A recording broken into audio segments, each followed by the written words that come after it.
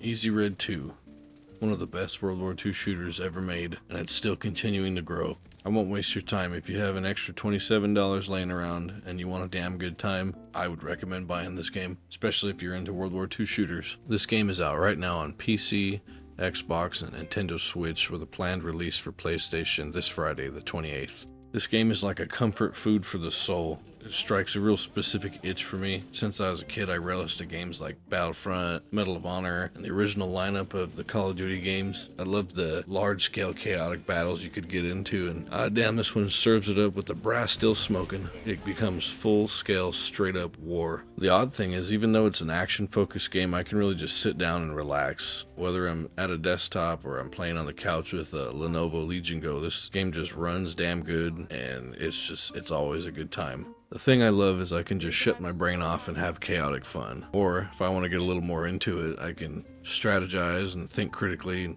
attack from a different angle. But coolest thing is you can just do it in single player if you're not feeling the multiplayer itch. But if you are, you can start your own server and play with randoms or your friends and change all kinds of different aspects of how the game's going to play out and certain rules, and name it whatever you want. But the main of the game here is gameplay. Every aspect of it is just damn fun, whether you got boots on the ground and you're playing the various roles inside of a squad, from the leader, the radio man, the marksman, machine gunner, rifleman, or a few others I can't think of off the top of my head. Whether you're doing that or you're inside of a tank mowing down infantry with your light machine guns and sending high explosive rounds into bundles of men, or armor-piercing rounds right into other tanks and half-tracks and artillery emplacements. It's all just so damned entertaining. The audio is pretty decent. The shooting feels really smooth. And, I don't know, it's more of a slow-paced thing, too. I relish at the fact that reloading isn't some sleight-of-hand, fast-as-shit John Wick type of reloading. It's slow and methodical, and which can be a detriment sometimes, especially if you're pinned down or you thought you had a round in the chamber and you're going to shoot somebody and you get a click and then you have to reload, and then they notice that you're reloading and they start bombing down on you and you got to dive back behind cover wishing you could reload faster. Battles just feel massive too. There's so much going on all at once. Sometimes can be a bit confusing in the chaos, especially when you're pinned down and everybody's getting blown up around you, with buildings and emplacements completely being destroyed, changing the landscape and how you take cover. You could be held up in a house, shooting out windows until somebody hones in on your position, hits you with a high explosive round and blows the house in half, killing you and deforming your cover. There's also something that just feels so personal about each of your squad mates. Everybody's got a name, and I know it's just AI, but it's this weird little LARPing that goes on in my head when I play this, where all these guys have names and I'm creating these little backstories, so it just adds a heavier effect when you're hightailing it across the field and someone just takes a round right through the head and drops flat, or some kind of artillery falls down and blows 3 of your guys up, sending their legs and arms flying. It just adds a bit of weight. I want to say there's over 100 missions, 100 vehicles, and over 60 weapons, and it's insane the amount of detail that's packed into this indie game, down to specific dates and battles having specific types of squads that are historically accurate and were fought those days, historically accurate loadouts, clothing, and the battlefields themselves. All of the theaters of war are here too, and they all feel very distinct. From the Eastern Front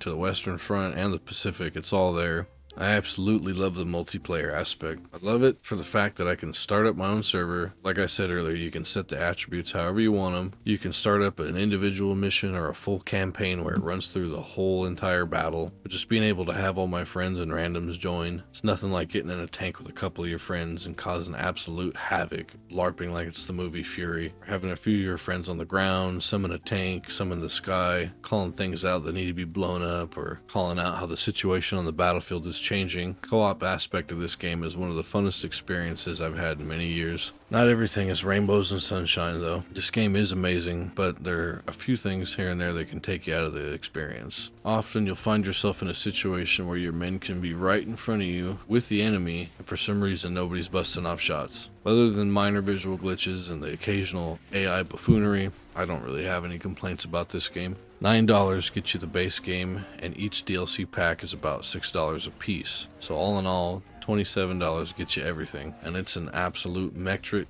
ton of warfare. This amount of content most AAA studios couldn't hold a fucking candle to, and this is a small indie dev. This game and all that it offers is worth way more than 27 bucks, and the hits just keep on coming because this Friday they're releasing the Shanghai Nanking conflict of 1937, which is a grotesquely bloody piece of history that I don't think I've ever played in a video game medium before. This new DLC is going to add 23 new missions, new weapons, new vehicles, new clothing items, new voice lines for the Chinese and the Japanese, and I'm really looking forward to this. This game is an absolute love letter to the genre, and there's so many details that are jam-packed into this game. You can just feel the love that was put into this. Pure fun, in my opinion. I would say it's a must-buy. And hey, if you made it this far, I appreciate it. Thanks for sticking around.